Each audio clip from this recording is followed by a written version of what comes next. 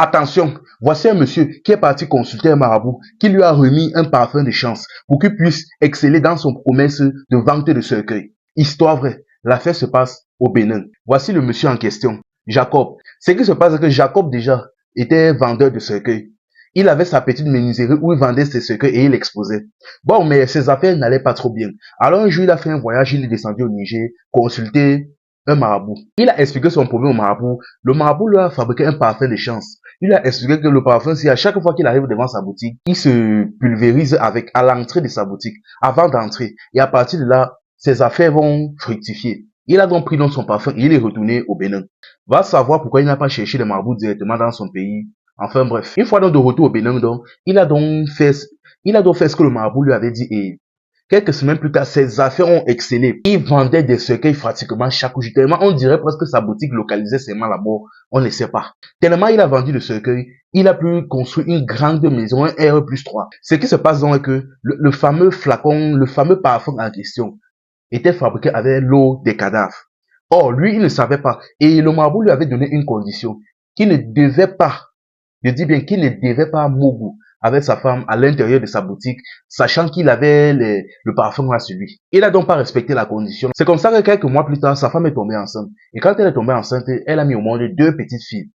Sauf que l'une d'entre elles, quand elle est née, elle avait des boutons partout sur le corps. Elle avait des boutons partout sur pratiquement tout le corps. Je dis bien tout le corps.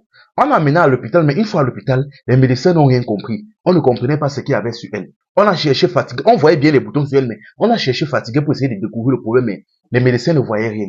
Finalement, son cousin s'est approché de lui, il a un peu causé, il a dit que gars, bon, tu sais, nous sommes au Bénin, et tu sais déjà que ce genre d'affaire n'est pas si surprenant que ça. Si déjà les médecins disent que ils n'arrivent pas à détecter la maladie, peut-être que le problème est mystique, donc c'est mieux que tu viennes, on va consulter un marabout ici au quartier et on va voir si il va nous expliquer le problème. Le gars a dit que bon, il n'y a pas de problème, mais là maintenant, je ne peux pas quitter l'hôpital. Il a donc remis de l'argent à son cousin et demandé à son cousin d'aller faire donc, d'aller donc consulter et il vient lui passer les nouvelles. Chose dit, chose faite. Son cousin est donc parti consulter un marabout. Chose dit, chose faite. Et à son retour, donc, il est parti voir Jacob. Il a dit que Jacob, gars, les nouvelles ne sont pas bonnes. Ça a vraiment cuit. Le marabout m'expliquait que bon, apparemment, tu es parti faire quelque chose de mystique. Tu es parti travailler avec un marabout. Jacob a dit que oui, c'est vrai. J'avais consulté un marabout là-bas au Niger pour qu'il me donne un parfum de chance pour faire réussir mes business, ma vente de cercueil. Il dit que, ah, ok. Son cousin dit que bon, ce qui se passe donc est que le marabout dit qu'apparemment, tu n'as pas respecté une de ces conditions et vraiment, ça a cuit de tous les côtés. Il dit que, et qui comment ça? Jacob a insisté, il a dit que amène-moi chez le marabout en question. C'est ainsi qu'ils sont tous deux dirigés vers le marabout en question et il a essayé d'être un peu plus précis avec le marabout. Le liquide qui est utilisé pour fabriquer le parfum de chance est fait avec l'eau des corps. Et ce qui se passe donc est que une des conditions principales était que tu ne mougou pas ta femme dans ton magasin avec la fille là sur le corps. Or, tu n'arrives pas à respecter cette condition-là. Et franchement, vu que ta femme, à suite à ça, est tombée enceinte et a accouché au monde, ta fille en question doit partir.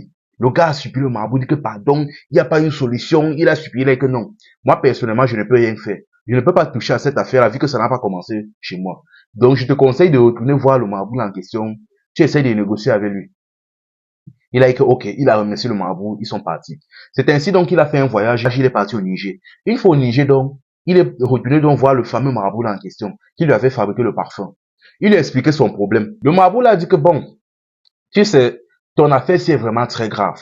Vu que tu n'as pas respecté la condition là, et encore pire, ta femme est partie mettre au monde après ça, les esprits qui gèrent ta chance là sont très fâchés. Et là, ta fille doit sauf que partir.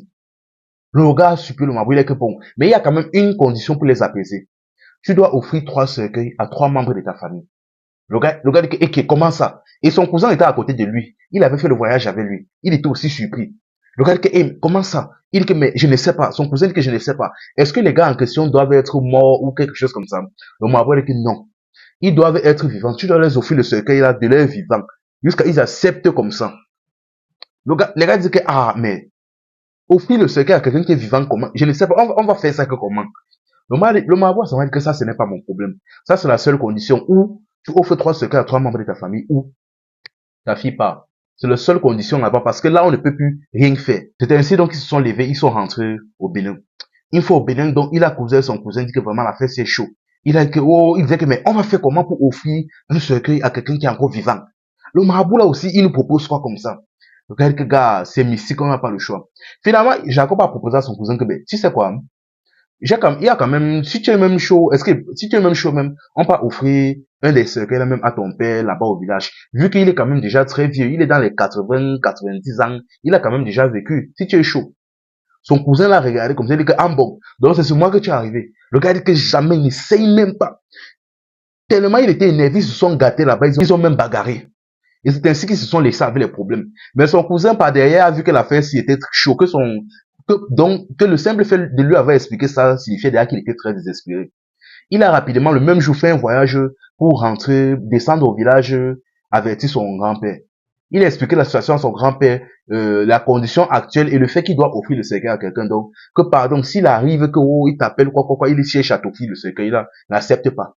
Son grand-père dit que j'ai compris. Son père dit que j'ai compris. Le lendemain, donc, il a pris donc le véhicule, il a donc pris dans sa moto pour rentrer en ville. Mais en route, il était renversé par un camion de bois, quelque chose comme ça, et il s'est retrouvé en dessous du camion.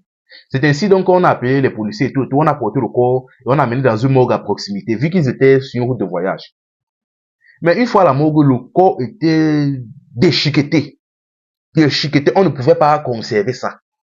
Là maintenant, comme par miracle, comme par magie, son cousin s'est ramené là-bas. Son cousin, Jacob en question, est arrivé là-bas à la morgue comme un inconnu. Il a dit que non, vraiment c'est chaud, qu'il a pitié, il a inventé une histoire saugrenue et il a offert un cercueil là-bas pour qu'on puisse mettre le corps de son cousin. Les gars, les morguiens ont remercié le monsieur, mais ils étaient assez choqués et ils ont dit que l'affaire c'est bizarre, ils ont photographié le monsieur discrètement. Et ils se sont laissés. Plus tard, donc, quand la famille, le père du cousin de Jacob en question est venu pour voir le corps, après il a vu le cercueil, il a un peu discuté. Les morgues lui ont expliqué que bon, là, il a fait un accident avec un camion de bois à son retour et il y a un monsieur là qui est venu, il a offert un cercueil. Bon, l'affaire était assez bizarre mais on l'a photographié discrètement et ils ont montré la photo au grand-père. Il a vu la photo et il s'est rendu compte que c'était le cousin de son fils, Jacob. Il a été inquiet. Il dit que, attends, et il s'est présenté comme un inconnu. Il dit que oui. Le gars a commencé à réfléchir. Il a dit que, ok. Il a convoqué, c'est ainsi donc qu'il a convoqué toute la famille. Il a expliqué la situation. Il a expliqué que son fils était venu le voir pour lui avertir que son cousin Jacob était parti faire quelque chose avec un marabout. Et ça a cuit. Là, maintenant, il fallait offrir 3 cercueils à 3 membres de la famille. Il a proposé à son cousin s'il pouvait lui offrir, un cercueil à son père, c'est-à-dire moi, vu que j'étais déjà vieux et il a refusé, se sont gâtés. Suite à ça, donc, mon fils est donc rentré au village pour m'avertir que si il vient pour m'offrir le cercueil, je n'accepte pas. Et net à son retour du village, il est renversé. Par un camion, il décède. Et comme par magie, comme par miracle, son cousin Jacob, donc, vient offrir un cercueil. Et il se présente comme un inconnu. Vous comprenez ça comment, en fait? Tous les membres de la famille se sont regardés comme ça. Ils ont compris que le gars avait sûrement même quelque chose à voir dans l'affaire là. C'est ainsi donc que, bon, vous connaissez la musique chanson africaine. C'est ainsi donc que c'est quitté de famille jusqu'à tout le quartier, tout le village était au courant de l'affaire. Mais bref, ils n'avaient pas de preuves donc ils ont laissé. C'est ainsi donc que le jour donc de l'enterrement du cousin en question, on a donc commencé à faire les voyages pour descendre, pour partir enterrer. Et dans le voyage donc, Jacob en question était parmi. C'est ainsi donc qu'à un moment donné, sur la route du voyage donc, il y a eu un autre accident. Et lors de cet accident-là, Jacob a eu ses 2 membres, ses 2 jambes détruites. Après donc cet accident, donc, on a donc divisé le groupe en 2 groupes. Un qui partait pour continuer le deuil et un deuxième groupe pour amener le gars à l'hôpital. Et arrivé à l'hôpital, c'était tellement chaud, ses jambes étaient tellement détruites qu'on a dû amputer. C'est ainsi donc que, quelques temps plus tard donc, il a vu que sa situation devenait de plus en plus misérable. Il a finalement expliqué la situation à sa femme. Il a expliqué toute la vérité à sa femme. Sa femme a été choquée. Mais elle a dit que, ok, si c'est comme ça, on va seulement partir à l'église et prier. Ils sont donc partis à l'église, tout s'est bien passé. Peut-être pendant 20 jours, 30 jours, un mois passé, ils priaient, tout s'est passé bien. Et quelques temps plus tard, donc, il a fait un autre accident et c'est comme ça qu'il est parti. Et c'est sa femme maintenant qui est en train de raconter son parcours sur les réseaux. Franchement, la famille, cette histoire-ci, c'est principalement pour ceux qui partent voir les marabouts, les ngangas, les féticheurs, tout ça. Pour les parfums de chance, les savons de chance, les lotions, les eaux de bain de chance, des trucs comme ça. Sachez que généralement, c'est fabriqué avec l'eau déco. Contrairement à ce que vous ne savez pas, c'est généralement fabriqué avec l'eau déco.